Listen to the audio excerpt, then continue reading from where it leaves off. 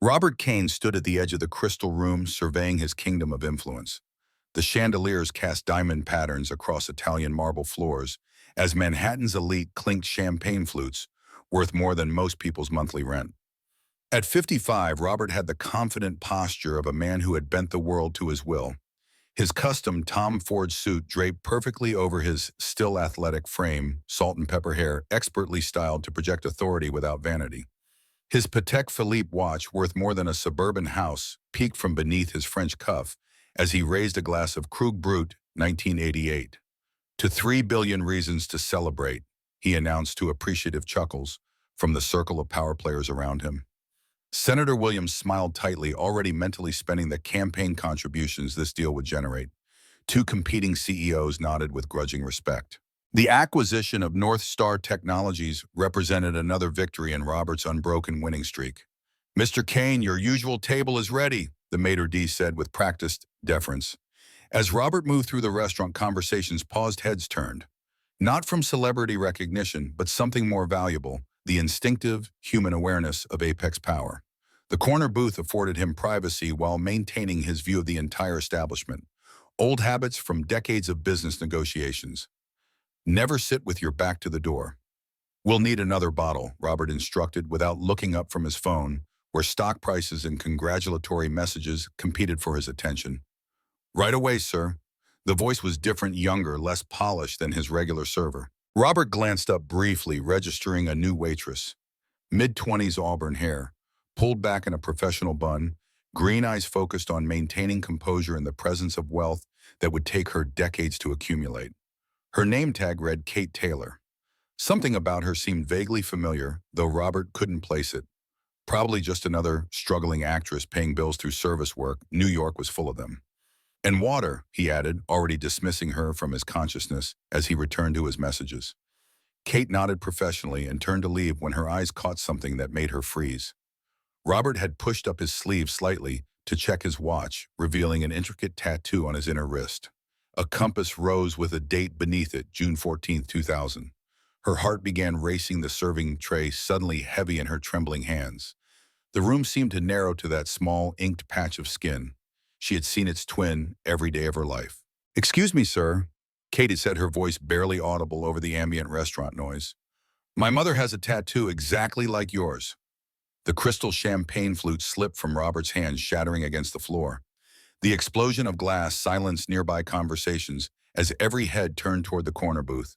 But Robert didn't notice. His steel-gray eyes locked onto Kate's face, searching it with a sudden terrible recognition.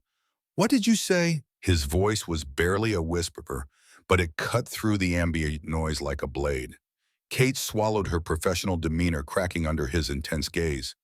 "The tattoo on your wrist. My mother has the same one, same design, same date." Robert's face turned to stone, his jaw clenched. The room suddenly felt like all the oxygen had been sucked out of it. "You should leave," he said coldly. "Now." But Kate stood her ground, something stubborn and desperate flashing in her eyes. "My mother's name is Laura Taylor. She said she got it with someone she loved at Columbia before he disappeared." Robert's complexion drained of all color. He glanced around, suddenly aware of the attention their exchange had attracted. "Not here," he hissed, fishing a business card from his wallet. "Take this and go. You're fired." Kate took the card, blinking back sudden tears of anger. "Of course I am," she muttered, turning away just as the restaurant manager rushed over to address the situation.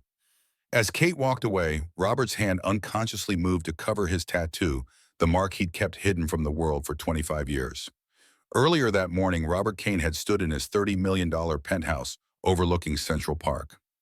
The pre-dawn light painted Manhattan in shades of deep blue and purple, the city's grid of lights still glimmering against the darkness.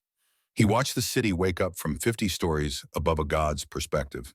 The private elevator announced an arrival with a discreet chime. Only 3 people had access: Robert, his housekeeper, and Victor Zhao. At 6 a.m., it could only be Victor.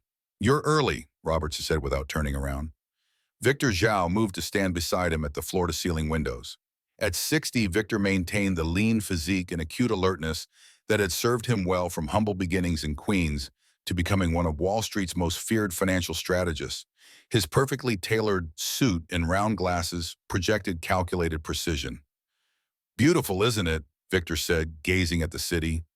So peaceful from up here. You'd never know about the suffering below. Robert turned slightly. You didn't come at 6 in the morning to wax philosophical. Victor smiled thinly. We need to talk about Memorial Health. The Memorial Health acquisition represented Robert's most ambitious project, yet a struggling hospital system ripe for restructuring and optimization. While public opinion focused on the community service aspects, Robert and his board saw untapped real estate and service opportunities. The board meets this afternoon, Robert said. Is there a problem? Victor pulled out his iPad displaying financial projections. Not a problem, an opportunity. If we accelerate the closure of the underperforming clinics in low-income areas, quarterly projections improve by 18%. His finger traced the upward curve on the graph. Converting those facilities to premium concierge medical services in those developing neighborhoods would position us ahead of the gentrification curve. Robert frowned slightly.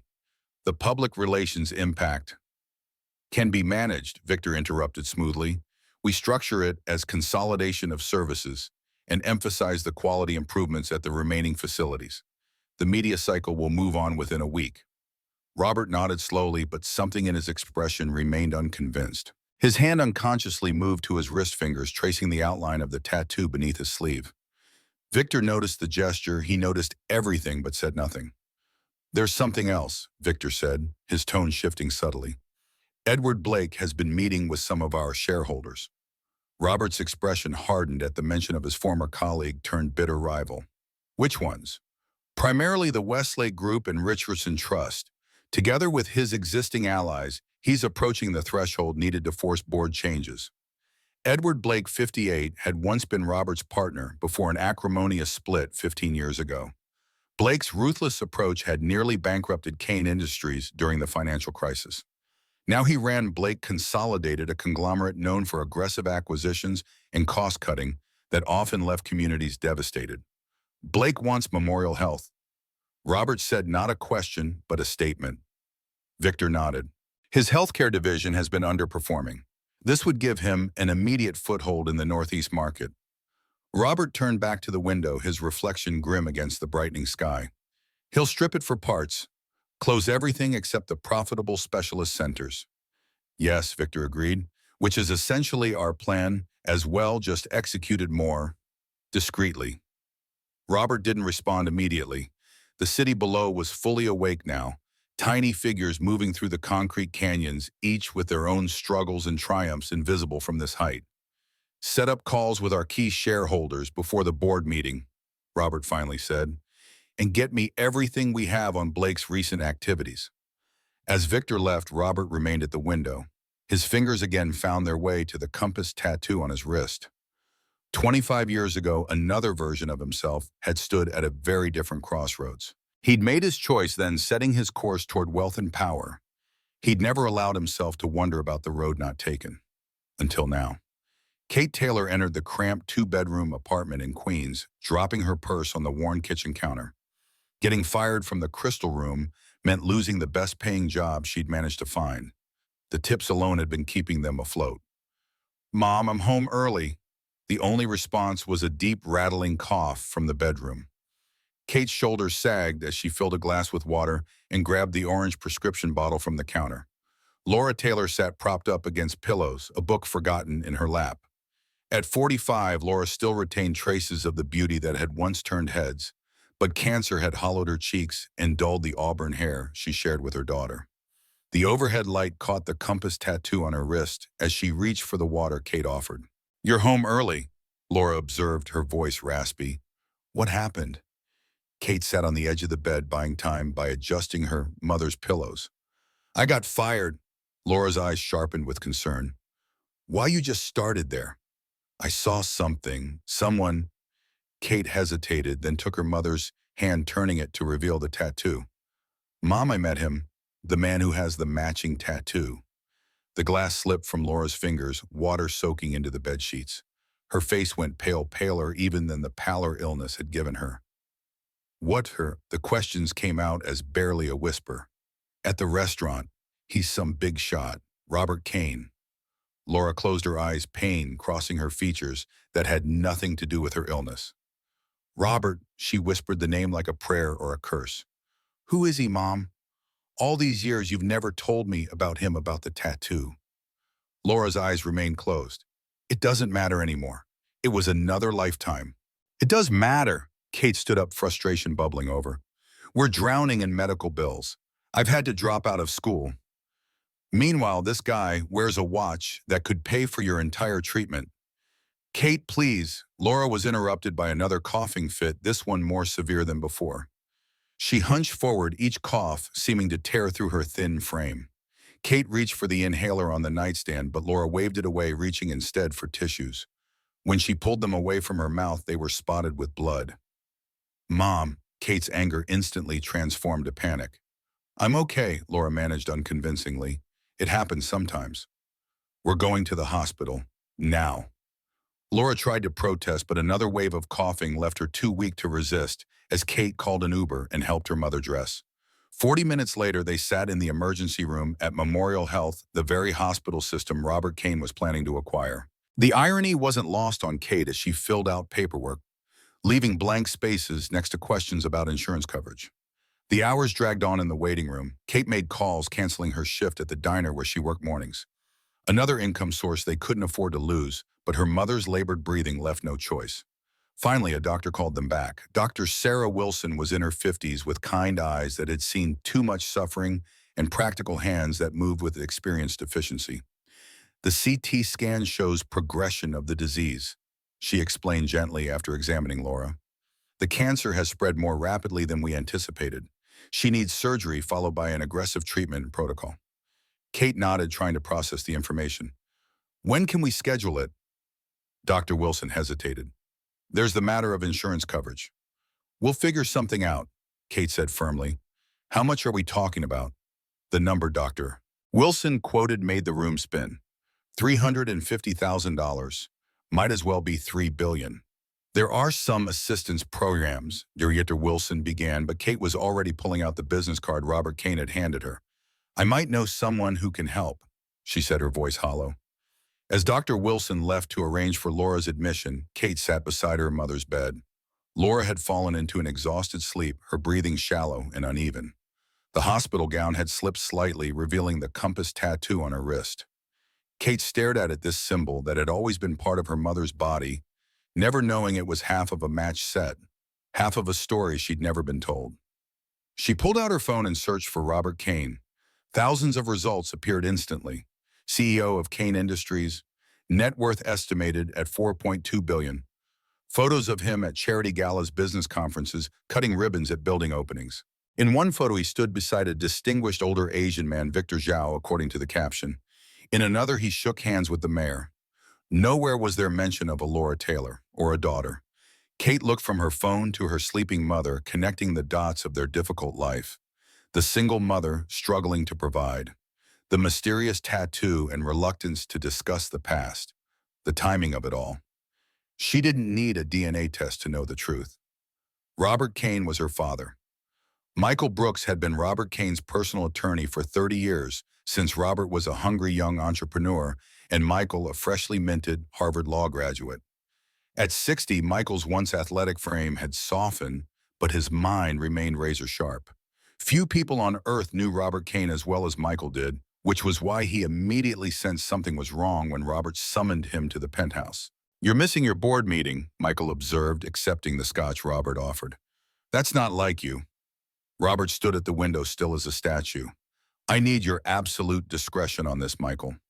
As always, Robert turned, his expression uncharacteristically vulnerable. A young woman approached me today. She says her mother has the same tattoo as mine. From Colombia. Michael's eyebrows rose slightly. Laura, Robert nodded. The fact that Michael remembered the name after 25 years spoke volumes about the impact that relationship had had on Robert. What did this young woman want? Michael asked carefully. She didn't say. We were interrupted.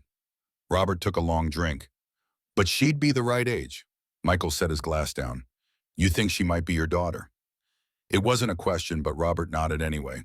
If Laura kept the baby, the unspoken implications hung in the air between them. For decades, Robert had believed Laura had terminated the pregnancy as they'd agreed was necessary given their circumstances. He'd provided the money. She'd promised to take care of it. And then he disappeared from her life as his father had demanded. Charles Kane had been a tyrant in an expensive suit. Old money and older values, he'd seen Robert's relationship with a scholarship student as slumming at best, a threat to the Kane legacy at worst.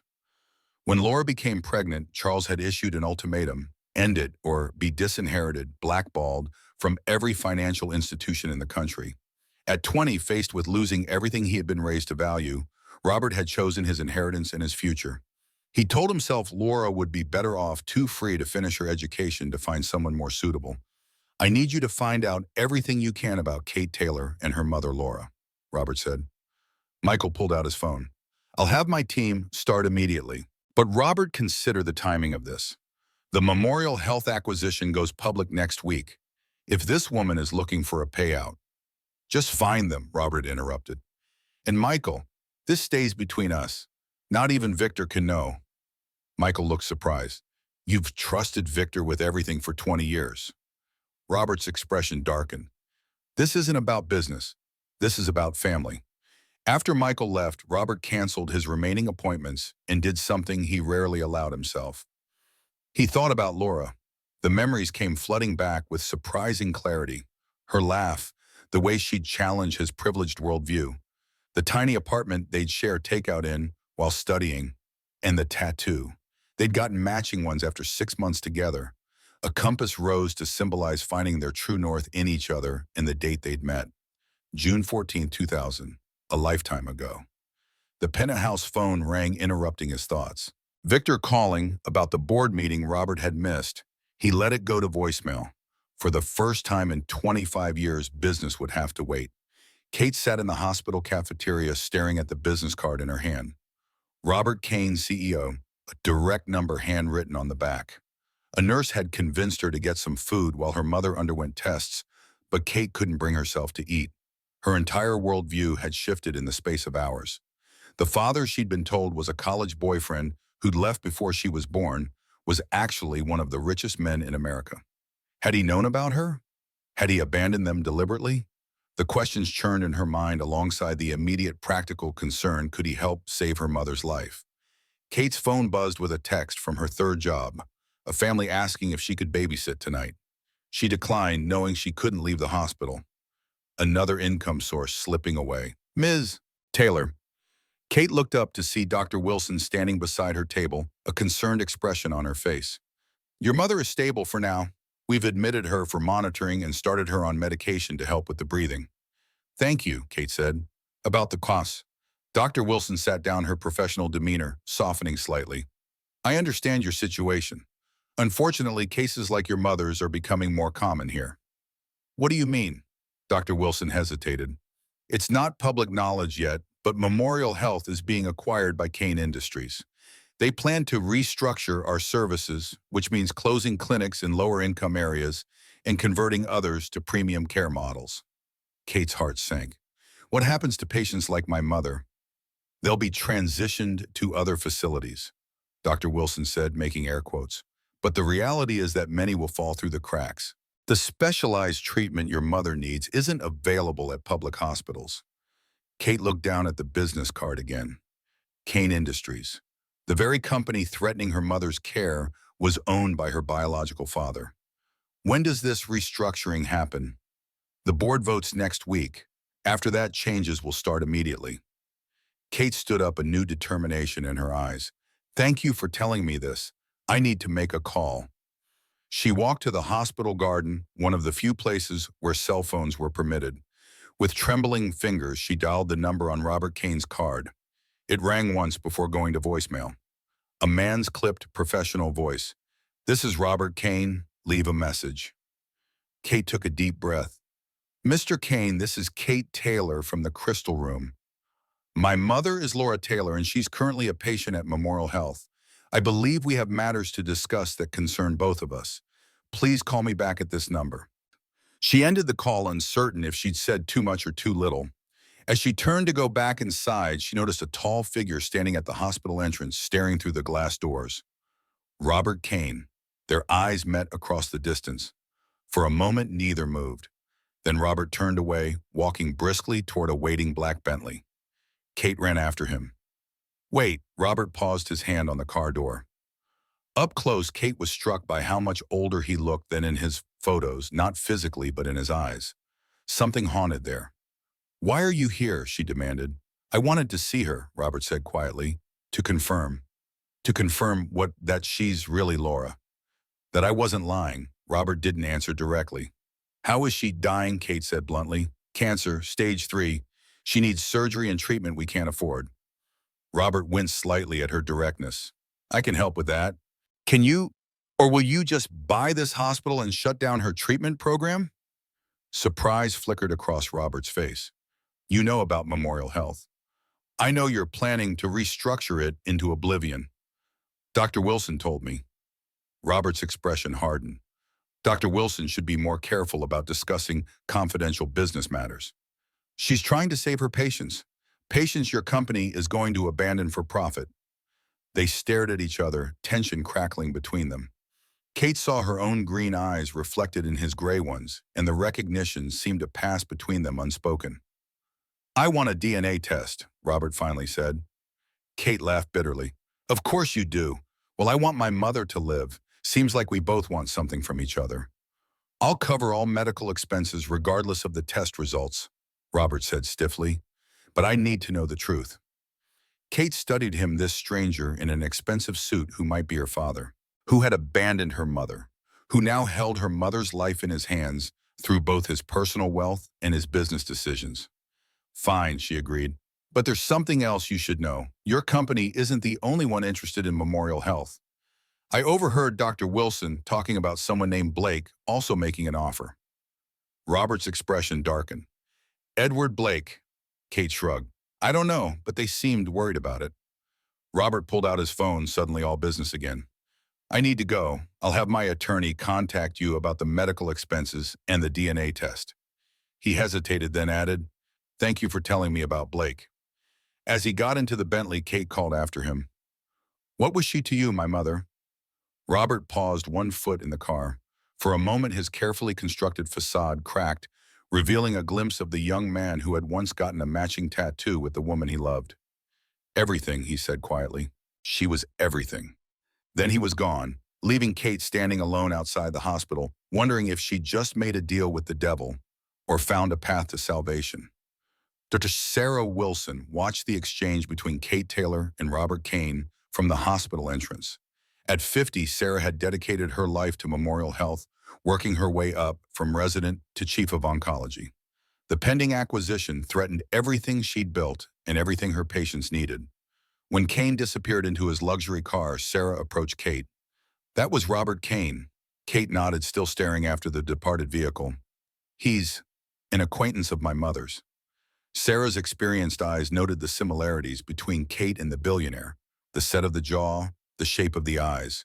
She'd been a doctor too long not to recognize genetic markers.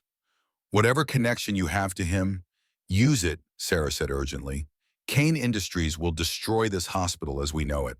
But Blake Consolidated would be even worse." "What do you mean?" Sarah glanced around to ensure they weren't overheard. "Edward Blake has a history of converting hospitals into glorified research facilities. Experimental treatments, minimal charity care. There are rumors about ethical violations at his facilities in South America." "Why are you telling me this?" "Because you just had a conversation with Robert Kane that didn't end with you being escorted off the property," Sarah said bluntly. "That gives you influence most people don't have." Kate laughed hollowly. "I'm a waitress with a high school diploma. I don't have influence over billionaires." Sarah placed a hand on Kate's arm. "You have something they want, or you wouldn't have been standing there talking to him. Figure out what it is and use it not just for your mother, but for all our patients." As Sarah returned to the hospital, Kate stood alone in the gathering dusk, the weight of responsibility settling onto her shoulders. Somewhere in the gleaming tower of Kane Industries, decisions were being made that would affect thousands of lives, including her mother's. And somehow she was now part of that equation. Victor Zhao sat in his office on the 49th floor of Kane Tower, watching the city lights come alive as darkness fell. Unlike Robert's corner office with its panoramic views, Victor preferred a space where he could see without being seen. One-way glass, discrete entrances, and exit systems that recorded everything. His phone buzzed with a text from his private investigator. Kane met with Taylor Girl at Memorial Health. Confirmed mother is patient there. Victor allowed himself a small smile. For 10 years, he'd known about Laura Taylor and her daughter. Known and watched, keeping the information in reserve like a chess player thinking 5 moves ahead. Robert was brilliant at the bold moves of business, but Victor was the master of contingencies and leverage. A soft knock at his door preceded the entrance of his assistant. "Mr. Blake has arrived." Edward Blake entered with the confident stride of a predator. Where Robert Kane cultivated an image of sophisticated power, Blake embraced a more aggressive persona. His tailored suit couldn't quite conceal the street fighter beneath.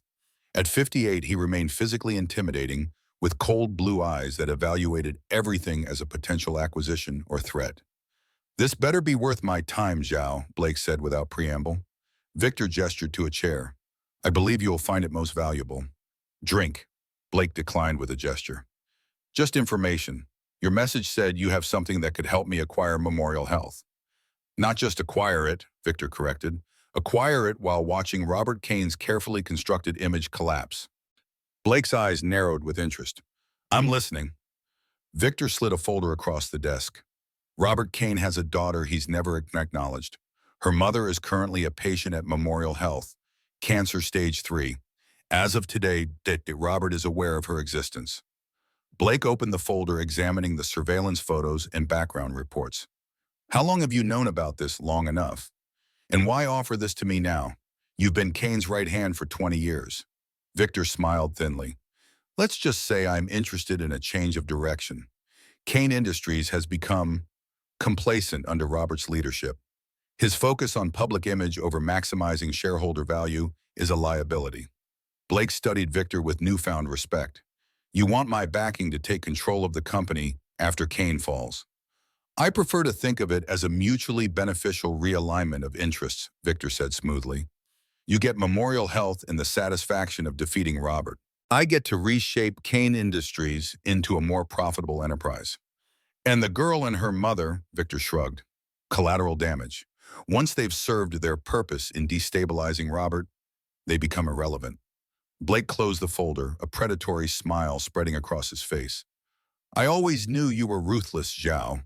I just thought your loyalty to Kane would override it." "My loyalty is to value creation," Victor corrected. "Robert has forgotten that principle. His sentimentality about this hospital system is proof of that weakness." As Blake left with the folder, Victor turned back to the window. In the reflection of the glass, he could see his own impassive expression. 20 years of being the loyal lieutenant, the trusted advisor, always one step behind Robert Kane. Always the executor, never the visionary.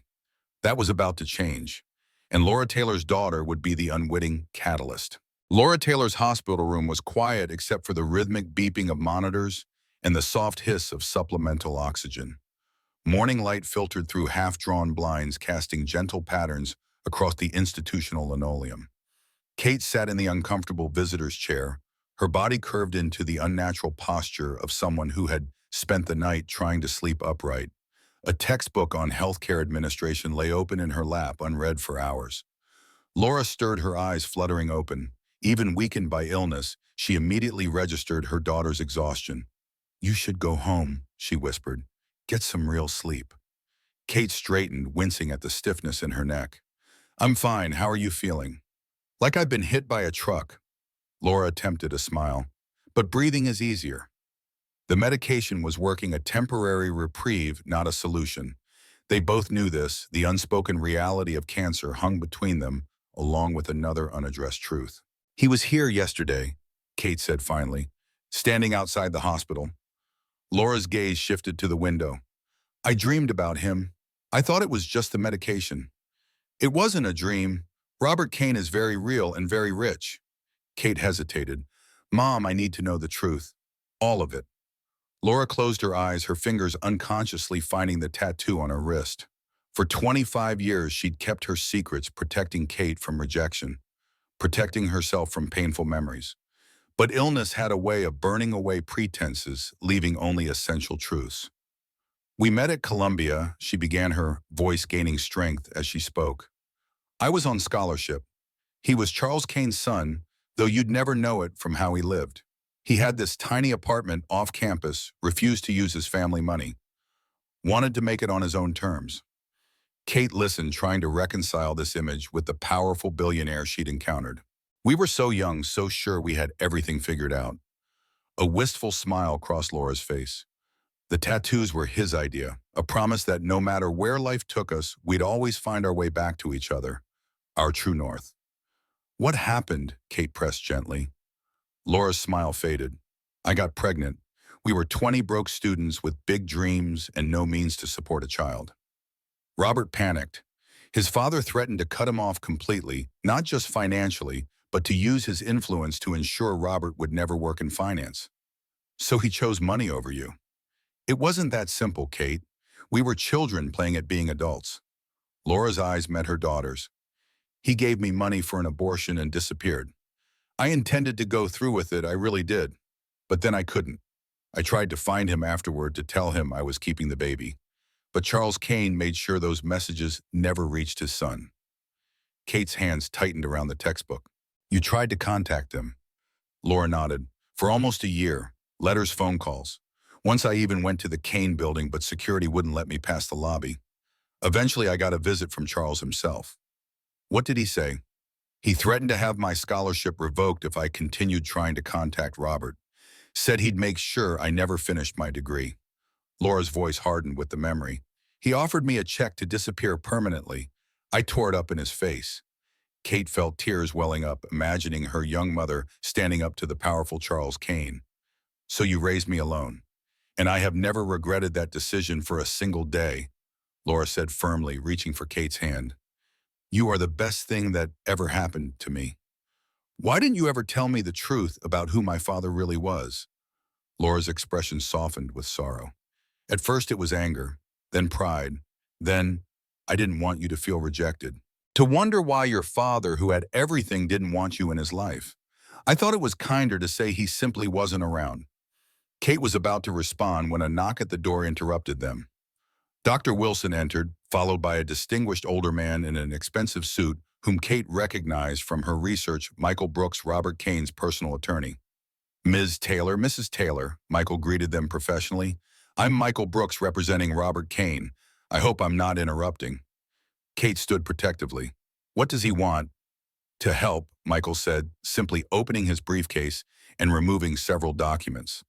I've been instructed to set up a medical trust fund to cover all expenses related to Mrs. Taylor's treatment. No conditions, no repayment terms. Dr. Wilson looked as surprised as Kate felt. That would include the experimental immunotherapy we discussed. Michael nodded. Everything. The best care available for as long as necessary. Laura struggled to sit up straighter. Why would he do this after 25 years? That's a question for Mr. Kane, Michael replied diplomatically. But he wanted me to assure you that this assistance comes with no strings attached. He paused, glancing at Kate. The other matter we discussed, the DNA test, that remains your choice. The medical trust is established regardless. Kate felt conflicting emotions churning inside her.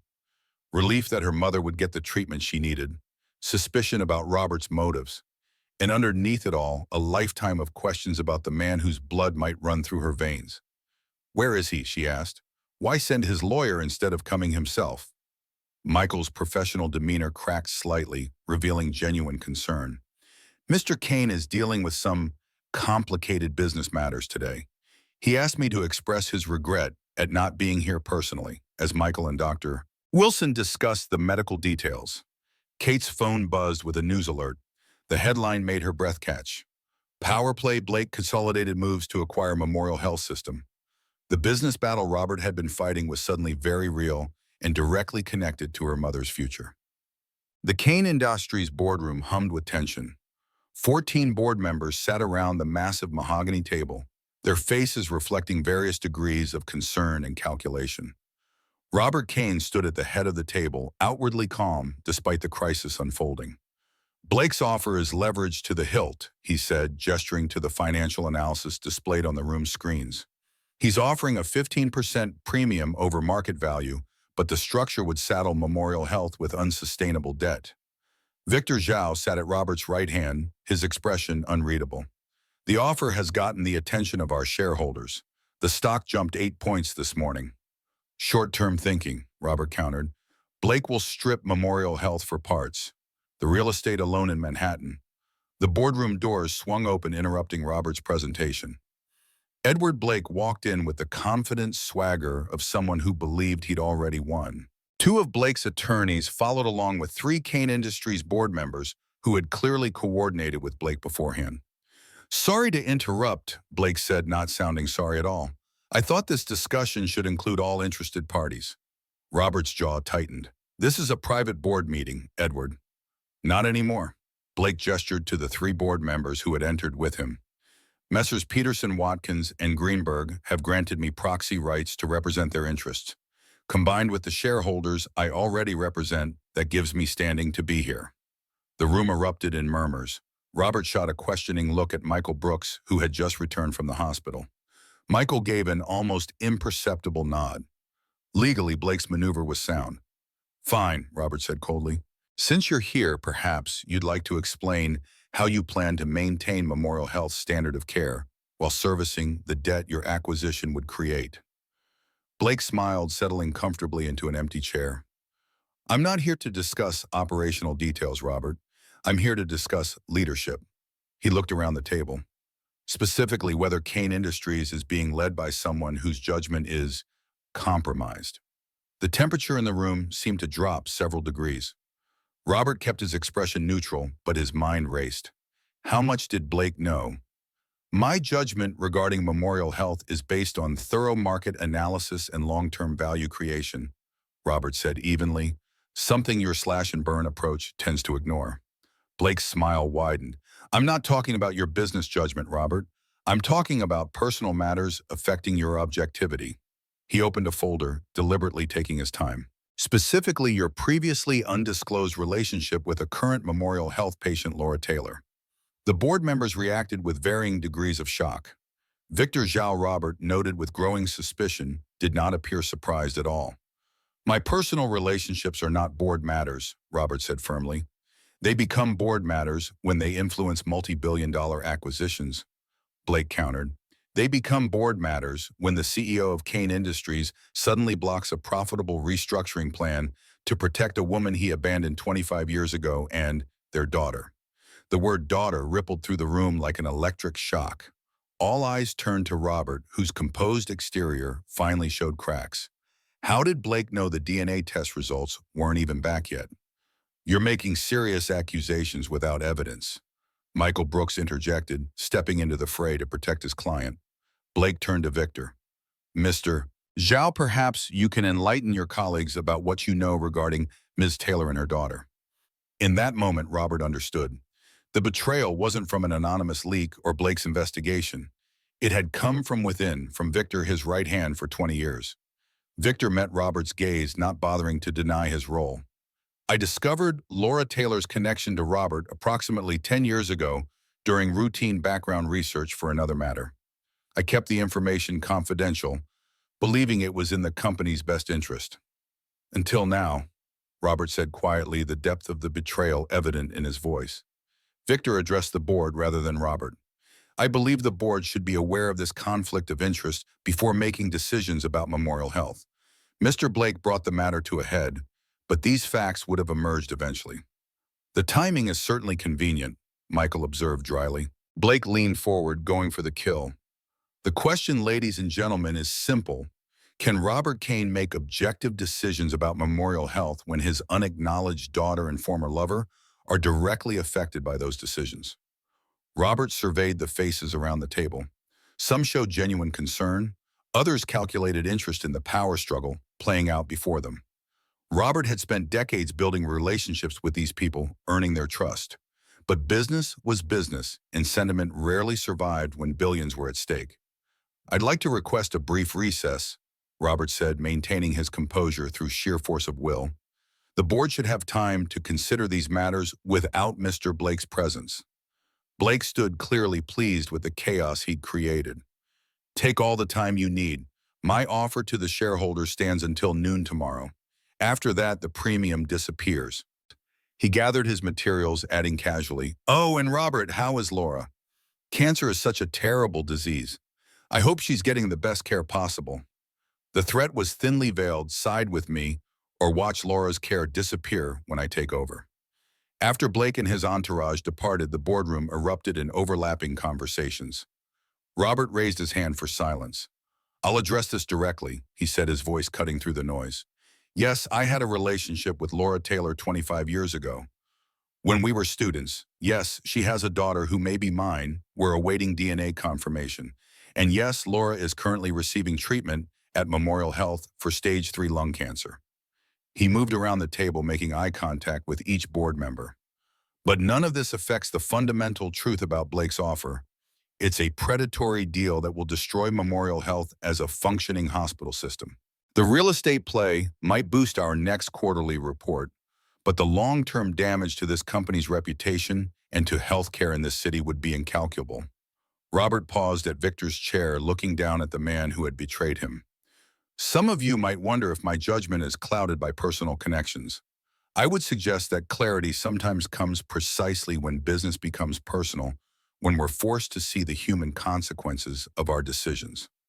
The board members exchanged glances, uncomfortable with this departure from the usual cold calculus of business decisions. "I need to step out," Robert concluded. "You should discuss this matter without me.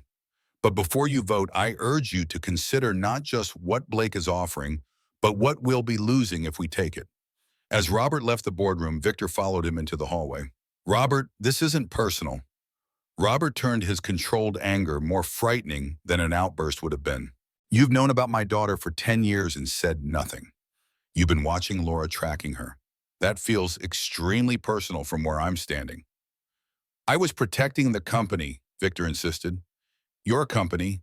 What would have happened if this had come out during the IPO or during the federal investigations in 2018? You weren't protecting anything except your own power," Robert said quietly. "How long have you been working with Blake?" Victor didn't deny it. "Edward approached me 3 months ago. His terms are generous." "I'm sure they are. And when he's done with you," Victor smiled thinly. "Unlike you, Robert, I've never been burdened by sentiment. Blake and I understand each other perfectly." Robert studied the man he'd trusted for decades, seeing him clearly for the first time. "You know what Blake will do to Memorial Health, to the patients, to the staff." "I know he'll maximize its value," Victor replied, "which is what we should have been doing it all along." Robert turned to leave, then paused. "Did you ever have anything you truly cared about, Victor? Anything beyond the bottom line?" For the briefest moment, something flickered in Victor's eyes. Perhaps regret, perhaps simply calculation. We're not all fortunate enough to have hidden daughters appear at convenient moments offering redemption. Robert walked away, leaving Victor alone in the hallway. The betrayal stung, but there was no time to dwell on it. Blake had forced his hand, accelerating a confrontation that Robert had hoped to approach more carefully. Now he needed to make a choice: the company he'd built or the family he'd abandoned. For the first time in 25 years, the answer wasn't immediately clear. Kate sat in the hospital cafeteria, staring at her phone as she scrolled through articles about the emerging battle for control of Memorial Health. The business terminology was often opaque, but the stakes were crystal clear. Her mother's future and the futures of hundreds of other patients hung in the balance. "Mind if I join you?" Kate looked up to see Dr. Sarah Wilson holding a coffee cup. "Please." Sarah sat, studying Kate's troubled expression. "You've seen the news?" Kate nodded. "Blake Consolidated versus Kane Industries, with my mother caught in the middle. It feels surreal." "Welcome to American healthcare," Sarah said grimly, "where patients become data points in acquisition spreadsheets." Kate put down her phone. "What happens if Blake takes over?" "Best case, they close the underperforming departments, which means services for lower-income patients, and convert those resources to more profitable specialties. Worst case, they use us as a testing ground for experimental treatments, focusing on data collection rather than patient outcomes. And if Kane Industries maintains control," Sarah sipped her coffee thoughtfully. "Originally, their plan wasn't much better. Close the community clinics, shift to concierge medicine in gentrifying areas. But rumor has it Robert Kane has been reconsidering that approach." Because of my mother, Kate said, the realization dawning on her. Possibly. Sometimes it takes a personal connection to see beyond the spreadsheets. Sarah hesitated, then added quietly, the resemblance between you two is striking, you know. Anyone with eyes can see it. Kate felt her cheeks flush. We don't know for sure yet. Don't we? Sarah's kind eyes held Kate's. Medicine teaches you to recognize patterns. The shape of the eyes, the jawline. Biology has its own signature. Before Kate could respond, her phone buzzed with a text from an unknown number. We need to talk. Car waiting outside the main entrance. RK, Kate showed the message to Sarah. Should I go? Absolutely, Sarah said without hesitation. Right now, you might be the only person who can influence him. Use that. Kate gathered her things, suddenly uncertain. What do I even say to him? The truth, Sarah suggested. It's surprisingly effective with people who aren't used to hearing it. Outside the hospital's main entrance, a black Bentley idled at the curb, drawing curious glances from staff and visitors. The driver, a stone-faced man in his 50s, opened the rear door as Kate approached. Robert Kane sat inside, looking more human than he had in their previous encounters. His tie was loosened, his expression weary. The powerful CEO had been replaced by a man grappling with personal and professional crises simultaneously. Thank you for coming, he said as Kate slid into the leather seat beside him. The car pulled smoothly away from the curb, entering Manhattan traffic. Kate noted they weren't heading toward Kane Tower. Where are we going? Nowhere in particular, Robert answered. I find it easier to have difficult conversations in moving vehicles. Fewer distractions, no eavesdroppers. Kate studied his profile, searching for traces of herself. The straight nose, the shape of the eyes. Features she'd always attributed to her mother suddenly appeared as inherited from this stranger. You've seen the news, Robert said, not a question, but a statement. Blake wants to take over Memorial Health, Kate confirmed, and he's using me and my mother as weapons against you. Robert nodded, his expression grim. Victor Zhao has been feeding him information. He's known about you for years, apparently. The man who was with you in the photos, your business partner, my closest advisor, or so I thought. A flash of pain crossed Robert's features. 20 years of trust gone in an instant. Despite herself, Kate felt a twinge of sympathy. Betrayal seems to run in your circles.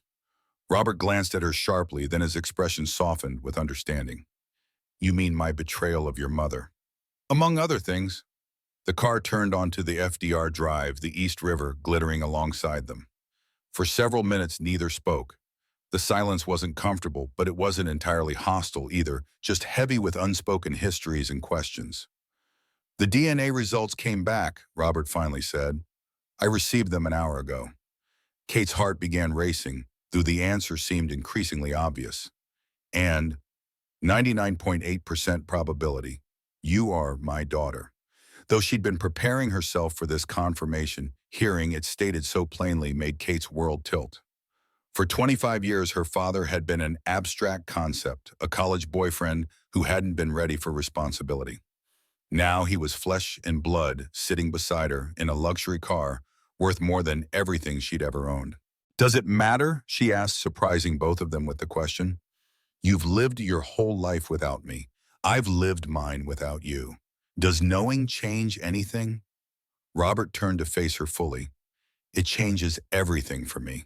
Whether it changes anything for you, that's your decision to make. Why now? Because I found you, because my mother is sick, or because it suddenly affects your business interest? The questions were direct, almost brutal, but Robert didn't flinch. All of those reasons would be true and all of them insufficient. He looked out at the river. The honest answer is that I don't know yet. I've spent 25 years building a life designed to justify the choice I made, to prove that abandoning your mother was worth it because of what I accomplished instead. Now I'm being forced to reconsider that equation. His candor surprised Kate. She'd expected corporate doublespeak or emotional manipulation, not this raw uncertainty. Blake will destroy Memorial Health, Robert continued. He'll close the oncology department where your mother is being treated. He'll fire Dr. Wilson and replace the staff with contractors who'll prioritize data collection over patient care. And what was your plan before you knew about us? Any different? Robert had the grace to look uncomfortable. Not different enough. We would have maintained critical care services, but shifted resources toward more profitable specialties. The community clinics would have been closed. Those clinics serve people like us, Kate said, like my mother and me before you suddenly decided to help. I know. Robert's voice was quiet. It's easier to see numbers on a spreadsheet than faces in a waiting room. The car had completed a loop and was heading back toward the hospital. Their time was running short. What do you want from me? Kate asked directly. Nothing you don't want to give, Robert answered. But I need you to understand what's at stake with Blake's takeover attempt. It's not just about business rivalry or even about your mother's treatment. Blake's facilities have a troubling history of ethical violations using vulnerable patients for experimental protocols without proper oversight. Kate thought about Dr. Wilson's similar warnings. Why would the board choose his offer? Money, Robert said simply. Blake is offering a significant premium over market value. For shareholders focused solely on the next quarter's returns, it's an attractive proposition. And you can't match it. I could, Robert admitted, but it would mean leveraging Kane Industries to a dangerous degree. Kate processed this information, understanding the fundamental conflict. So either you risk the company you've built, or you let Blake take Memorial Health and potentially harm hundreds of patients, including my mother. Robert nodded, seemingly impressed by her quick grasp of the situation. That's the choice, unless we can find another option. Kate raised an eyebrow. Suddenly I'm part of your strategic planning. You found me for a reason, Robert said. You recognized the tattoo, you made the connection. That wasn't just coincidence. It was desperation, Kate corrected. My mother is dying and we couldn't afford treatment. And now, Kate looked out at the hospital as the car pulled up to the entrance. Now I don't know what to think. You abandoned my mother when she was pregnant. You built a fortune while we struggled. Now you're suddenly the good guy because you're fighting Edward Blake. Robert accepted her anger without defense. I'm not asking for forgiveness, Wade. I'm asking for your help in stopping Blake from destroying a hospital that hundreds of people depend on. Kate reached for the door handle, then paused. The trust fund for my mother's care, it's secure no matter what happens with Memorial Health. Completely separate, Robert confirmed. Blake can't touch it, and neither can I. It's irrevocable. Kate nodded, making her decision. I'll help you fight Blake, but not for you, for Dr. Wilson and the other patients who don't have billionaire fathers to rescue them. She fixed him with a hard stare. And let's be clear, this doesn't make us family. As Kate exited the car, Robert called after her. Kate, the DNA test results, do you want me to tell your mother or would you prefer to do it? Kate hesitated. I'll tell her. She's heard enough life-changing news from you for one lifetime. She walked away, feeling Robert's eyes on her back. The ground beneath her feet seemed less solid than it had that morning. Daughter of Robert Kane. The words felt foreign, like they belonged to someone else's life story. Inside the hospital, Kate made her way back to her mother's room, her mind racing with everything she'd learned. She found Laura awake, looking better than she had in weeks. The new medications were working, a small victory in what would be a long battle.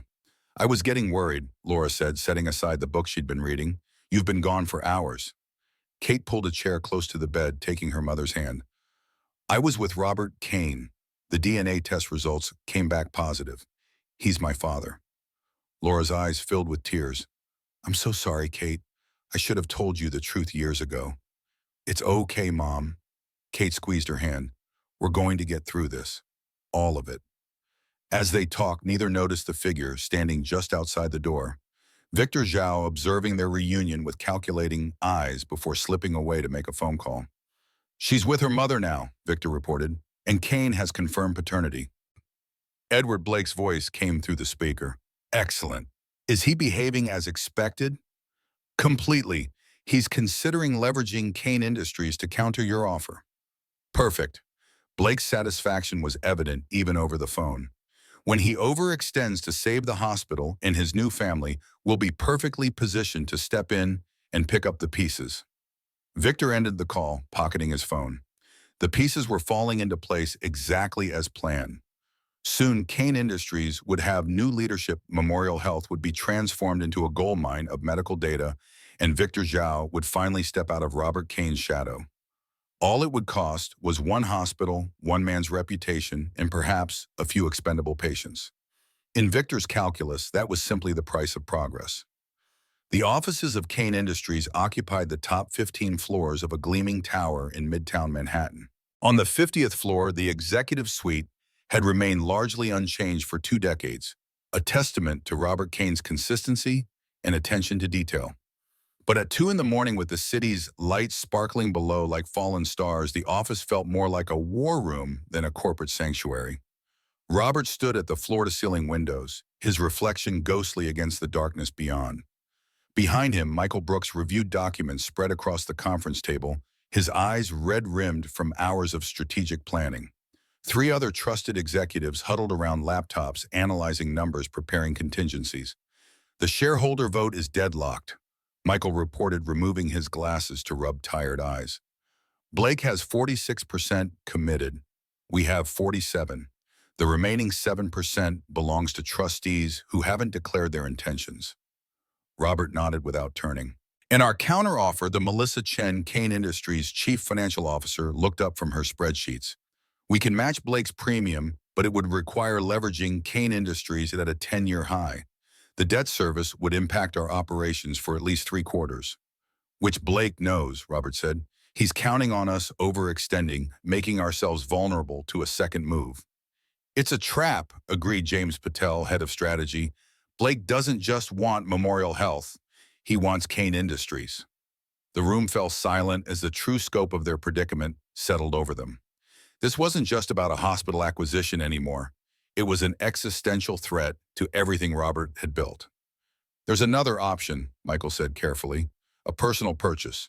Your family trust has sufficient liquidity to acquire Memorial Health without involving Kane Industries. Robert finally turned from the window. That would mean liquidating assets I've held for 30 years. Michael nodded, understanding the weight of the suggestion. Yes, but it would protect the company while securing Memorial Health. What remained unspoken was the personal cost to Robert, sacrificing a significant portion of his personal wealth assets that represented decades of careful investment. For a man who had chosen wealth over family 25 years ago, it represented a profound reversal of values. Get me the paperwork, Robert said after a long moment, and call Westridge Hospital Group in Boston. They specialize in nonprofit healthcare management. I want to discuss a potential partnership. As his team mobilized around the new strategy, Robert checked his phone. No messages from Kate. After their conversation in the car, he'd given her space, respecting her clear boundaries. But time was running out. Blake's offer to the shareholders expired at noon, less than 10 hours away. I'm going to the hospital, he announced, gathering his coat. Call me when the paperwork is ready. At this hour, Michael looked concerned. Blake never sleeps when he's closing in for a kill, Robert replied grimly. Neither should we. The night air was cool as Robert's driver navigated the relatively empty streets toward Memorial Health. In the back seat, Robert found himself touching the tattoo on his wrist, a habit that had resurfaced with startling frequency since Kate had appeared in his life. Memorial Health's main entrance was quiet the late hour, reducing the usual bustle to a skeletal night staff. Robert nodded to the security guard as he headed for the elevator, his frequent visits over the past week making him a recognized figure. On the oncology floor, the nurses' station was staffed by a single attendant who barely glanced up from her computer as Robert passed. He knew Laura's room number by heart, now 314, but as he approached, he saw light spilling from the open door and heard voices inside. The new immunotherapy is showing promising results, Dr. Wilson was saying. Your markers have improved significantly since we started treatment. Robert paused outside, not wanting to interrupt. And the long-term prognosis? Laura's voice stronger than it had been days ago. Let's focus on the current response, Dr. Wilson replied diplomatically. The treatment is working. That's what matters right now. Sarah, Laura's tone was gently chiding, we've known each other since nursing school. Don't doctor speak me. A sigh from Dr. Wilson. The cancer has responded better than I expected. If this continues, we're looking at months, possibly years of remission. Not a cure, but time. Good time. That's all anyone can ask for, Laura said, and Robert could hear the smile in her voice. Time to see my daughter graduate. Maybe time to meet grandchildren someday. The conversation shifted to medication schedules, and Robert was about to step away when Kate emerged from the room. She startled at the sight of him. What are you doing here? she asked, her voice low to avoid disturbing her mother. I needed to talk to you, Robert replied. About Memorial Health. Blake's offer expires at noon tomorrow. Kate glanced back at her mother's room, then motioned Robert toward a small waiting area at the end of the hall. Dr. Wilson says the treatment is working, she said as they sat in the institutional chairs. Mom has a chance now. I'm glad, Robert said sincerely. The trust will ensure she gets whatever treatment she needs regardless of what happens with Memorial Health. Kate studied him in the harsh fluorescent light. He looked older tonight, the lines around his eyes deeper, his shoulders carrying a visible weight. You didn't come here at 2 in the morning just to tell me that. No, Robert admitted. I came because I'm making a decision and I thought you deserved to know about it first. He paused. I'm going to purchase Memorial Health personally separate from Kane Industries, then partner with a nonprofit healthcare group to manage it. Kate's eyes widened slightly. What does that mean exactly? It means liquidating a significant portion of my personal assets. It means Blake doesn't win. And it means Memorial Health continues serving patients like your mother. Why tell me? Robert considered the question carefully. Because it affects you. Not just your mother's care, but potentially your future. This decision will impact my estate, planning my legacy. Your legacy, Kate repeated, a hint of bitterness in the words. Is that what I am to you? Part of your legacy, planning? No, Robert said firmly. You're my daughter. Whether you want that relationship or not, it's a biological fact. And as my daughter, you should know when I make decisions that might affect you. Kate was silent for a long moment, processing his words. How much will this cost you? About 40% of my net worth. Significant, but not ruinous. Why not let Kane Industries handle it? Isn't that the more business-savvy approach? Robert smiled faintly. Probably, but Blake is expecting a corporate response. This move keeps the company protected while solving the immediate problem. Kate's expression remained skeptical. So it's still a business strategy, just a different one. Partly, Robert acknowledged, but it's also personal. I failed your mother 25 years ago. I failed you. I can't change that. But I can make different choices now. Before Kate could respond, her phone buzzed with a text message. Her expression changed as she read it. What is it? Robert asked. Dr. Wilson. She says there's someone suspicious asking questions at the nurse's station. About my mother. About my... Kate stood quickly. We need to get back to her room. They hurried down the hallway, turning the corner to see a well-dressed Asian man speaking with a nurse outside Laura's room. Victor Zhao. What are you doing here? Robert demanded, stepping between Victor and the door. Victor smiled thinly. Just checking on Ms. Taylor's condition as an interested party in Memorial Health's future. Get out, Robert's voice was low but menacing. Now. Don't be dramatic, Robert.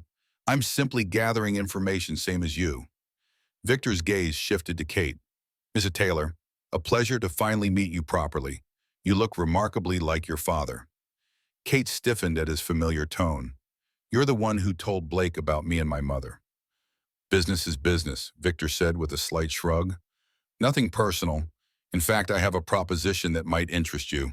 Blake Consolidated is prepared to offer you a very generous settlement in exchange for your public support of their acquisition. You're trying to bribe me, Kate asked incredulously. I'm offering you financial security, something your father failed to provide for 25 years. Victor produced a business card. Think about it. Your mother's care is guaranteed either way. But with Blake's offer, you could complete your education, buy a nice home, start fresh. Robert stepped closer to Victor, his voice dangerously quiet. You have 5 seconds to leave before I call security. Victor pocketed the card unruffled. Consider the offer, Ms. Taylor. Unlike some promises, this one comes with actual cash attached. He nodded politely and walked toward the elevator. He's unbelievable, Kate said as they watched him leave. He's desperate, Robert corrected. Blake must be worried about our counter strategy if they're approaching you directly. Kate's phone buzzed again with another text. She read it with growing alarm. Dr. Wilson says there are lawyers from Blake Consolidated in the administrator's office reviewing patient files, including my mother's. Robert's expression darkened. They're looking for leverage, something they can use in the shareholder meeting tomorrow. He checked his watch. We need to move quickly. Is your mother stable enough to be transferred? Transferred to where? New York Presbyterian. I have connections there. We can have her moved before dawn, get her away from Blake's people. Kate hesitated, torn between concern for her mother and suspicion of Robert's motives. I need to talk to Dr. Wilson first. Of course, I'll make the calls to prepare for the possibility. As Kate went to consult with Dr. Wilson, Robert stepped away to make several urgent phone calls. The night had taken an unexpected turn, Blake making moves sooner than anticipated. The hospital, which should have been a place of healing, had become a battleground in their corporate war. 20 minutes later, Kate returned with Dr. Wilson beside her. We should move her, Dr. Wilson confirmed. Blake's lawyers are claiming audit rights as part of their due diligence. They're demanding access to specific patient files, including Laura's. Can they do that? Kate asked. Technically, they shouldn't have access to identifiable patient information without consent, Dr. Wilson explained, but they're pressuring administration with threats about the acquisition.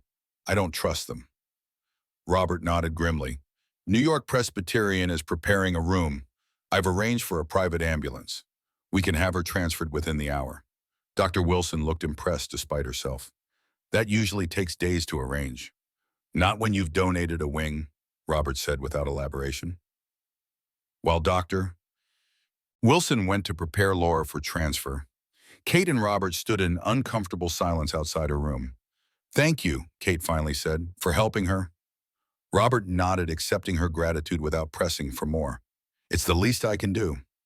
Why is Blake so interested in my mother's file specifically? What could possibly be in there that would help his acquisition? It's not about the medical information, Robert explained. It's about establishing a pattern of conflict of interest.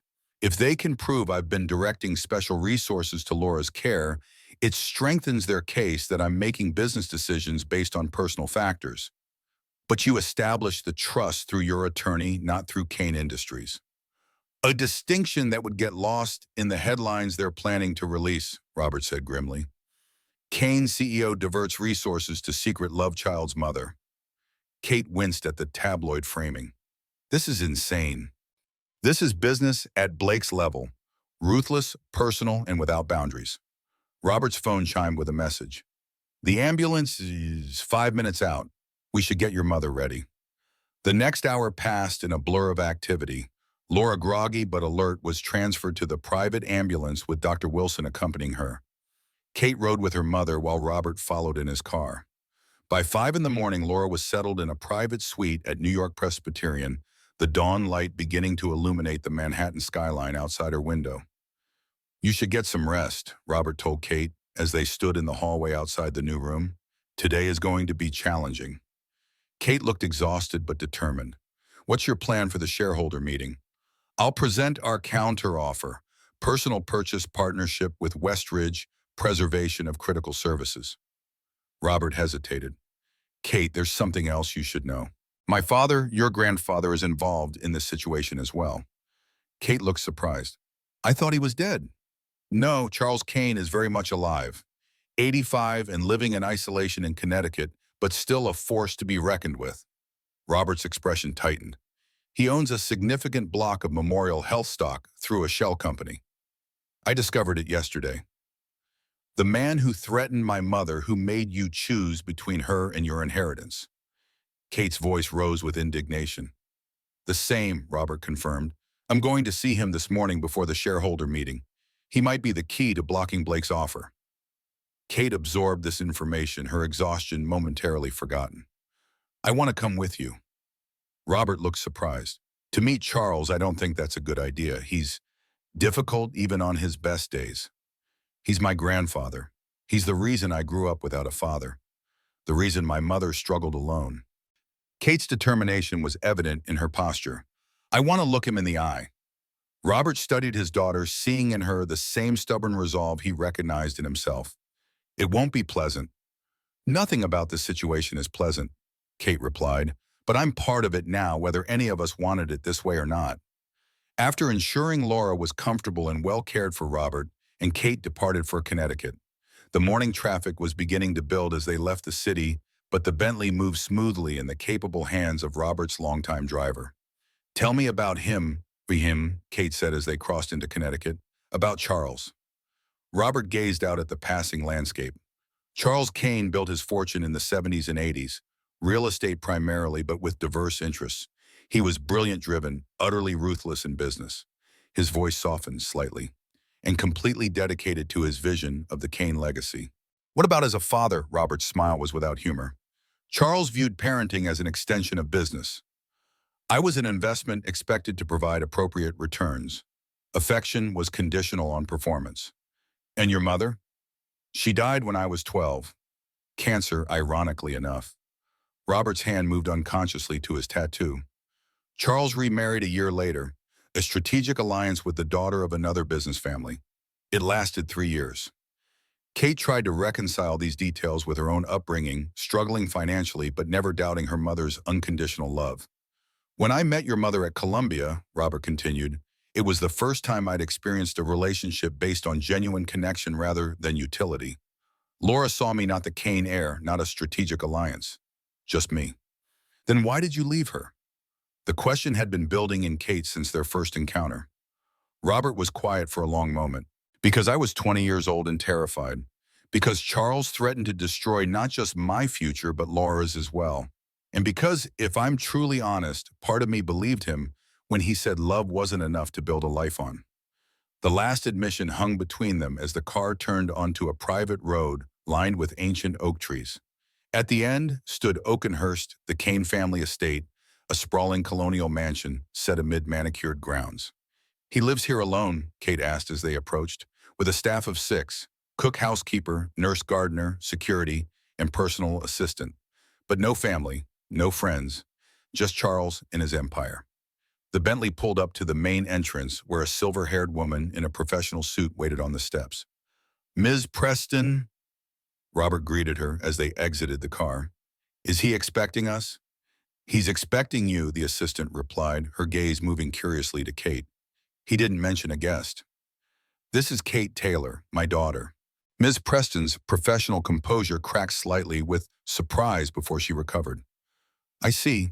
He's in the study. You know the way. Robert led Kate through the mansion's imposing foyer and down a corridor lined with oil paintings of stern-looking men, Kane patriarchs of previous generations. The house smelled of furniture polish and old money, the silence broken only by the ticking of a grandfather clock. The study door was closed. Robert knocked once, then entered without waiting for a response. Charles Kane sat behind an antique desk, the morning light from tall windows illuminating his austere features. At 85, he remained an imposing figure, thin but straight-backed.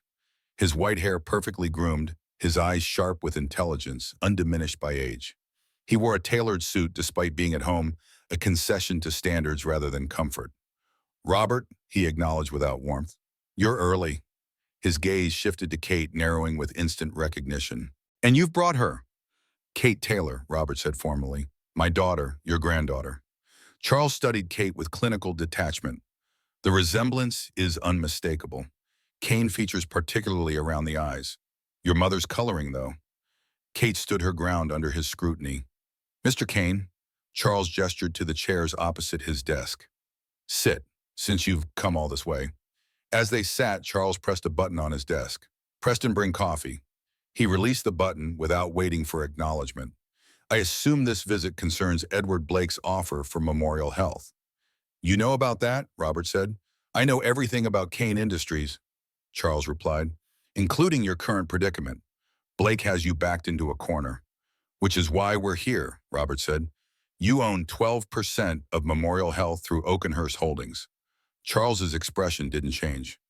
14%, actually. I acquired additional shares last quarter. 14% that could block Blake's offer if voted with our position. Robert leaned forward. I'm prepared to make you an offer for those shares. Charles smiled thinly. At my age, Robert, money holds limited appeal. I have more than I could spend in a dozen lifetimes. Then what do you want?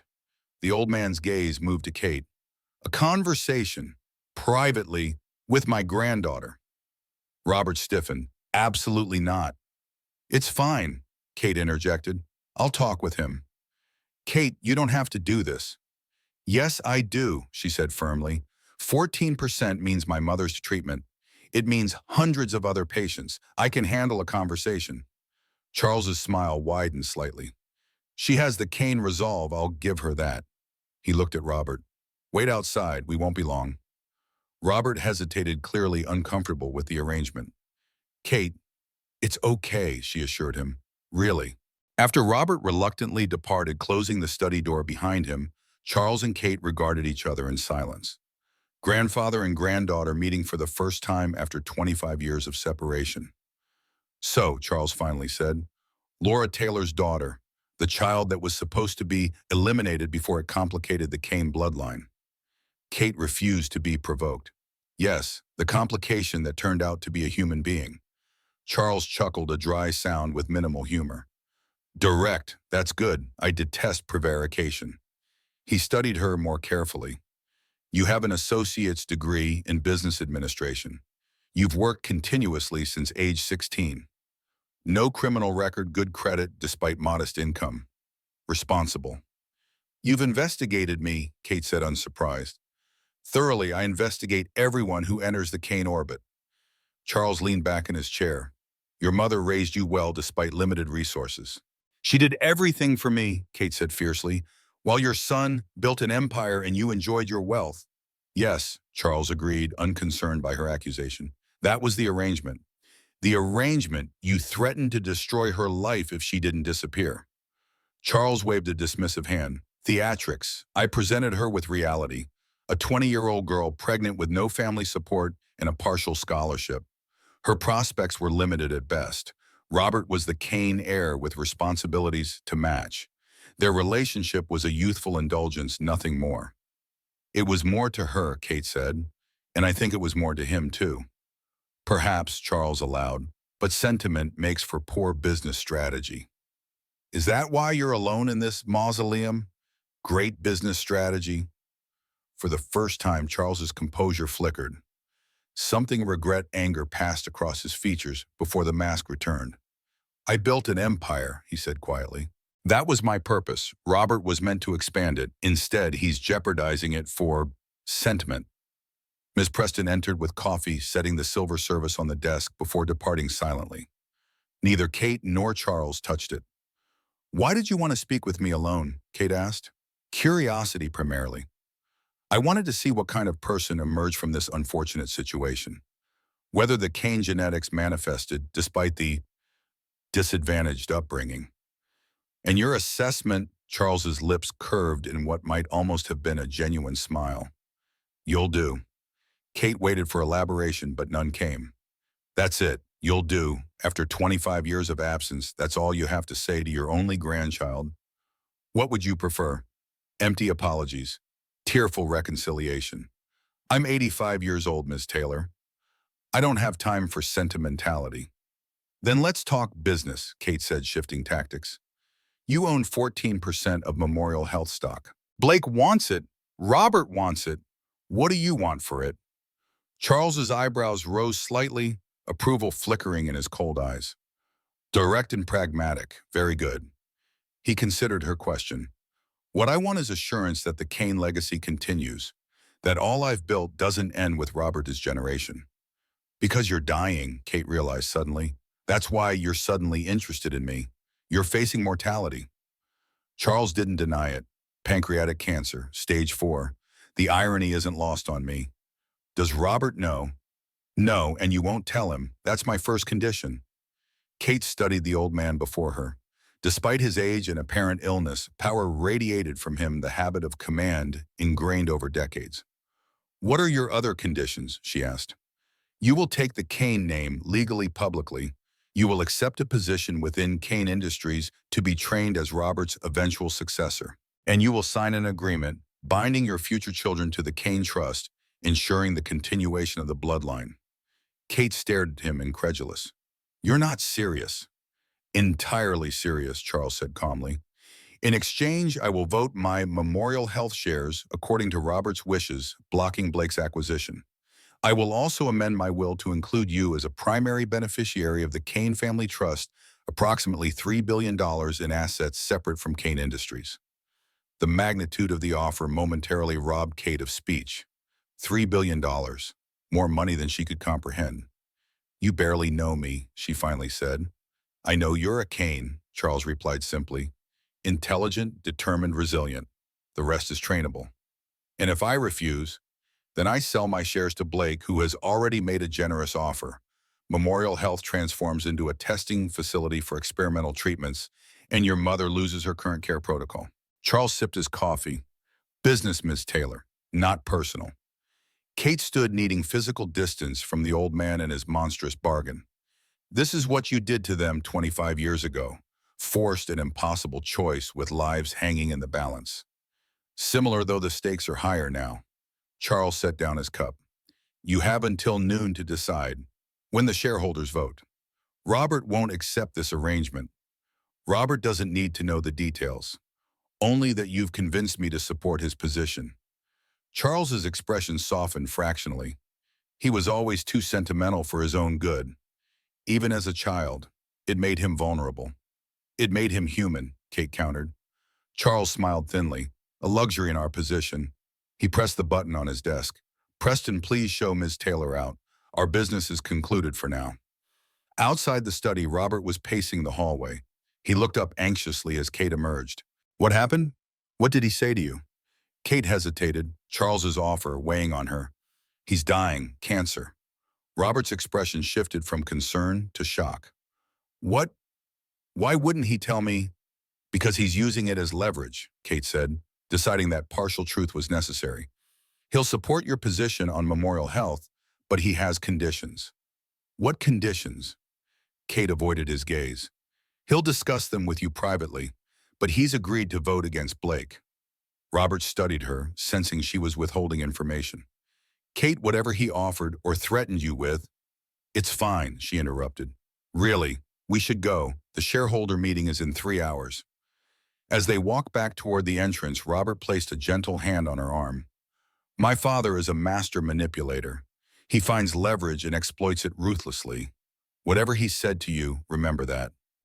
Kate nodded, unable to explain that Charles's manipulation extended far beyond their private conversation, that he was orchestrating all of them like pieces on a chessboard, ensuring the Cain legacy continued according to his design, no matter who won today's battle. The drive back to Manhattan passed in relative silence, both lost in their thoughts. Robert made calls to his team confirming details for the shareholder meeting. Kate texted with Dr. Wilson getting updates on her mother's condition at New York Presbyterian. As they approached the gleaming tower of Cain Industries, Kate finally spoke. Whatever happens today, I want you to know that I don't blame you anymore. Not entirely. Robert looked at her in surprise. What changed your mind? Meeting Charles, Kate said simply. Seeing what you were up against at 20, understanding the forces that shaped you. That doesn't excuse my choices, Robert said quietly. No, but it helps explain them. Oh, Kate gazed up at the imposing building. He built all this for you, his legacy. His prison, Robert corrected. A beautiful golden prison that I willingly walked into. The Bentley pulled into the private underground garage where Michael Brooks was waiting, his expression grave. Blake moved up the meeting, he reported as they exited the car. It starts in 20 minutes. The boardroom is already full. He's trying to catch us unprepared, Robert said, straightening his tie. It won't work. As they rode the executive elevator to the 50th floor, Kate felt strangely calm despite the high-stakes drama unfolding around her. 24 hours ago, she'd been a waitress worried about her mother's medical bills. Now she was ascending to a corporate boardroom where billions of dollars and hundreds of lives hung in the balance. You don't have to come in, Robert told her as the elevator approached their floor. This could get ugly. Kate met his gaze directly. I'm a Cain, remember I can handle ugly. Something like pride flickered in Robert's eyes before the elevator doors opened, revealing the battlefield that awaited them. The Cain Industries boardroom buzzed with tension as Robert entered with Kate and Michael beside him. Edward Blake sat at the far end of the table, a position traditionally reserved for visitors rather than principals, a subtle power play that fooled no one. Victor Zhao sat at Blake's right hand, his betrayal now public and complete. Robert, Blake greeted him with false warmth. And Ms. Taylor, how kind of you to join us for this historic occasion. The only historic occasion today will be your retreat, Edward, Robert replied calmly, taking his seat at the head of the table. I believe we're still scheduled for noon. The majority of voting shareholders are present now. Blake said smoothly. Why delay the inevitable? Kate surveyed the room, recognizing the lines of battle. On Robert's side sat Michael Brooks, Melissa Chen, and 4 board members who had maintained their loyalty. On Blake's side were Victor and the 3 board members who had granted him proxy rights, along with 2 others who must have been swayed by recent events. Very well, Robert said, his composure unshaken. Let's proceed. The next hour unfolded like a high-stakes chess match. Blake presented his offer for Memorial Health, emphasizing the premium price and potential for operational efficiencies that would benefit shareholders. Victor provided financial projections that Kate, even with her limited business education, recognized as aggressively optimistic. Robert countered with his own proposal, a personal purchase of Memorial Health, separate from Kane Industries, followed by a partnership with Westridge Hospital Group to maintain critical services while improving financial performance. As the presentations concluded, Blake played his final card. Before we vote, he said, there's an important disclosure the board should consider.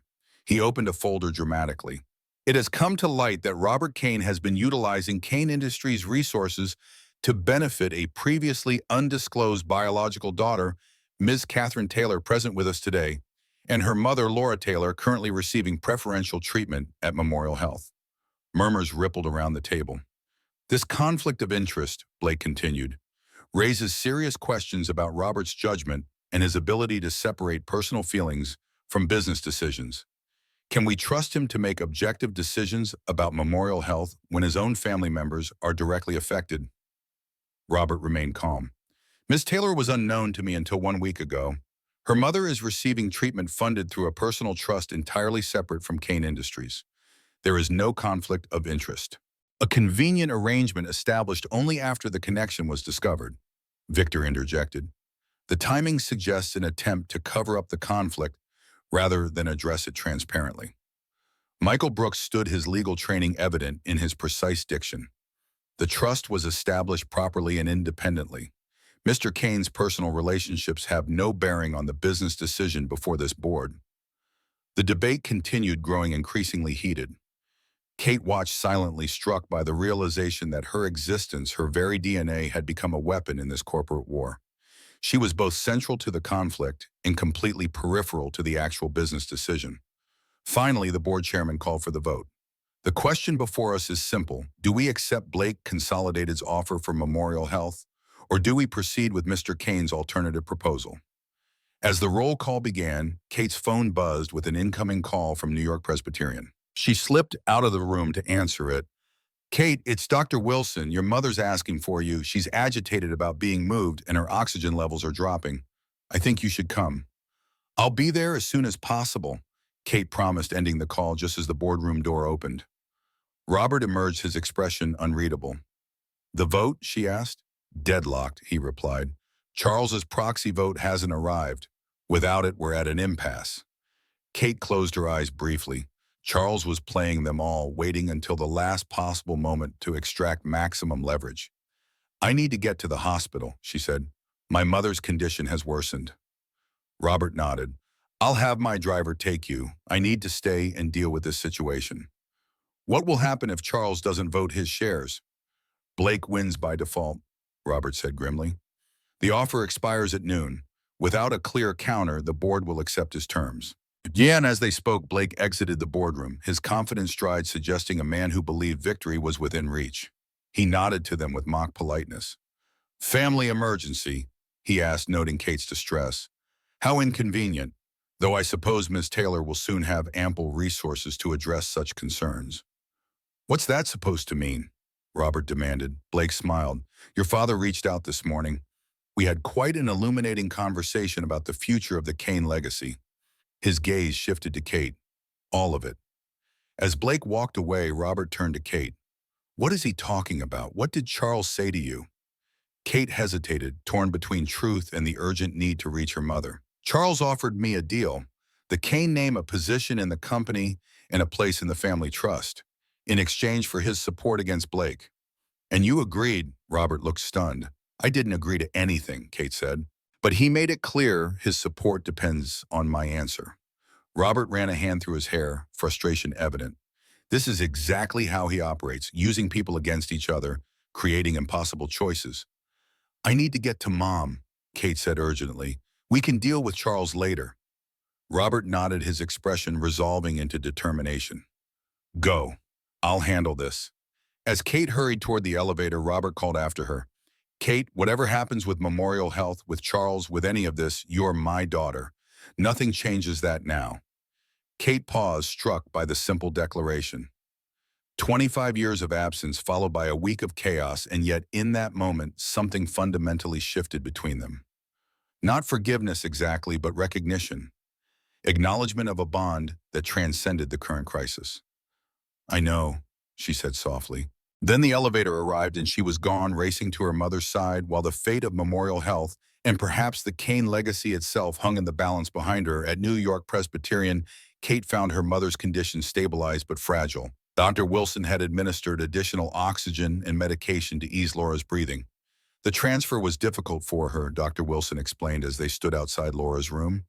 But she's responding well to treatment now. Thank you, Kate said, squeezing the doctor's arm gratefully, for everything. Inside the room, Laura lay against white pillows, her face pale but her eyes alert. She smiled when Kate entered. There you are, she said softly. Sarah told me you went with Robert. Kate took her mother's hand, settling into the chair beside the bed. We went to see his father, my grandfather. Laura's expression tightened. Charles Kane. He's dying, Kate said, watching her mother's reaction carefully. Cancer like you. A complex emotion crossed Laura's face, not quite satisfaction, but not sympathy either. The universe has a strange sense of justice. He made me an offer, Kate continued, needing to share the burden of this decision. He'll block Blake's takeover of Memorial Health if I agree to become part of the Kane family officially.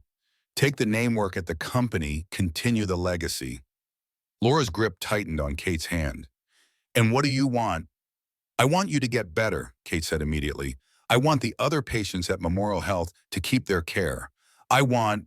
She trailed off, uncertain how to articulate the confusing mix of anger, longing, and pragmatism churning inside her. You want a father? Laura finished gently. The family you never had. There's no shame in that, Kate. After everything he did to you, to us. Laura's eyes filled with tears. I've spent 25 years being angry at Robert Kane. It didn't change anything except making my heart heavier.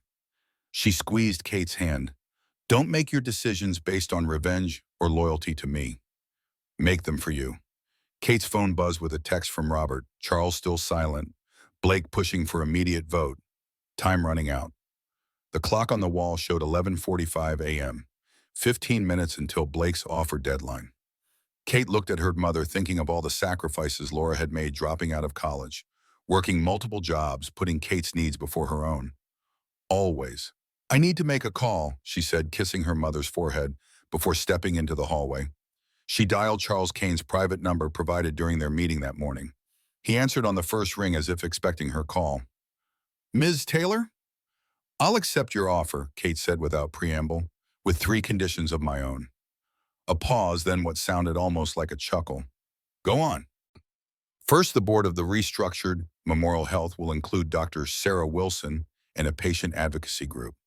Second, my mother receives the best care available anywhere in the world for as long as she needs it.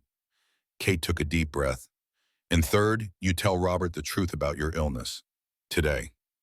Interesting, Charles said. The first 2 are reasonable. The third is unnecessary. It's non-negotiable, Kate insisted. I won't begin a relationship with Robert based on lies. That's your way, not mine. A longer pause. Very well, I accept your terms. The proxy vote will be submitted immediately. Thank you, Kate said, feeling oddly formal. Don't thank me, ETD, Charles replied. This is business. Welcome to the family, Ms. Kane. The line went dead. Kate stood in the sterile hospital hallway, wondering if she'd just saved hundreds of patients, or sold her soul, or perhaps both. Her phone buzzed immediately with a text from Robert. Charles voted with us. Blake's offer rejected. How did you do it? She didn't respond, instead returning to her mother's room to sit with her until the sedatives took effect and Laura drifted into sleep. Only then did Kate allow herself to acknowledge the magnitude of the choice she'd made.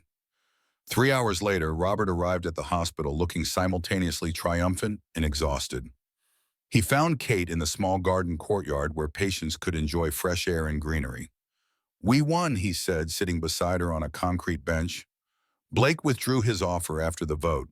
His shareholders are already questioning the strategy. And Memorial Health. Safe. The personal purchase goes through tomorrow. Westridge is already assembling their management team. Robert studied her face. "You made this happen. Somehow you convinced Charles." Kate met his gaze. "I agreed to his terms." Robert's expression darkened. Which were, "I take the Kane name, join the company. Become part of the legacy he's so obsessed with preserving." "Kate, you don't have to." "I already agreed," she interrupted. "And so did he. It's done." Robert ran a hand over his face. "This is exactly what he does. Manipulates people with impossible choices." "It wasn't impossible," Kate said calmly. "Just difficult. 300 patients at Memorial Health keep their care. My mother gets the treatment she needs. And she paused, "I get a chance to know my father, to understand where I come from." Robert looked at her with a mixture of guilt and gratitude. "I don't deserve that chance." "Probably not," Kate agreed. "But we rarely get what we deserve in life. Sometimes we get more, sometimes less." She pulled her phone from her pocket. "Charles should be calling you soon. He has something important to tell you." As if on cue, Robert's phone rang. He glanced at the screen, then at Kate. "You should take that," she said, standing to give him privacy. "I'll be with Mom if you need me." 6 months later, on a crisp autumn day, Kate stood at the podium in the newly renovated lobby of what was now called Taylor Kane Medical Center. Behind her sat her mother, looking stronger than she had in years, though oxygen tubes still ran discreetly to her nose. Beside Laura sat Robert, their relationship civil, if not warm. Charles Kane was conspicuously absent, his health having deteriorated rapidly in recent months. Today marks not just the opening of a renovated facility. Kate addressed the gathered staff, patients, and press, but a new approach to healthcare in our community. She gestured to the building around them. "This center will continue to provide cutting-edge treatment to all patients regardless of their ability to pay. Our research division will focus on treatments for underserved populations and conditions that have received inadequate attention from profit-driven institutions." Kate, now officially Catherine Kane on her business cards and office door at Kane Industries, had spent the past months immersed in both the family business and the medical center transition. Her dual role as Director of Community Investment at Kane Industries and Chair of the Patient Advocacy Board at the Medical Center bridged worlds that had once seemed irreconcilably separate. "None of this would be possible without the vision and support of many individuals," she continued. "Dr. Sarah Wilson, whose medical leadership guides our care protocols. The Westridge Group, whose nonprofit management expertise ensures our financial sustainability. And the Kane Foundation, whose endowment guarantees that no patient will ever be turned away for lack of funds." As she spoke, Kate caught Robert's eye in the audience. Their relationship remained complicated, too much history and hurt for instant healing, but they were finding a path forward. Weekly dinners. Occasional weekend visits to the Connecticut estate, now mostly empty, as Charles received hospice care. Small steps toward a connection neither had expected to form. But most of all, Kate concluded, her voice softening, "I want to thank the patients and families who trust us with their care. Your courage inspires our work every day." After the ceremony, as staff and visitors mingled over refreshments, Kate found herself standing between her parents near the large windows overlooking the Manhattan skyline. The three of them together for the first time as a family, albeit an unconventional one. "The oncology wing looks remarkable," Laura commented, having toured it earlier. "Better equipment than most private hospitals." "Charles insisted," Robert said. "His last major project." Kate noticed how Robert's hand moved unconsciously to his wrist, touching the tattoo hidden beneath his sleeve. Laura's identical tattoo was visible on her wrist as she adjusted her oxygen tube. "He told me about your conversation that day," Robert said to Kate. "About the deal you made." Kate tensed slightly. And I realized something important." Robert's gaze moved between Kate and Laura. "For 25 years, I believed I made a choice between family and legacy, between love and success." He shook his head.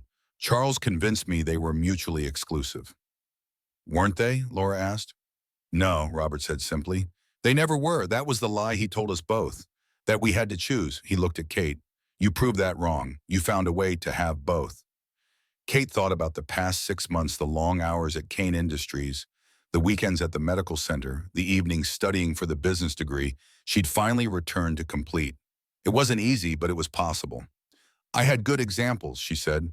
A mother who showed me love without limits, and a father who eventually showed me that it's never too late to make different choices. As they stood together in the warm autumn light, Kate realized that legacy wasn't just about names on buildings or billions in trust funds. It was about the choices we make, the impact we have, the connections we forge despite all odds. A year later, Kate stood in the private cemetery on the grounds of the Kane estate. Charles had died the previous winter, his funeral attended by business associates rather than friends, his eulogies focusing on achievements rather than relationships. The empire builder had passed from the world as he had lived in it, respected but not beloved.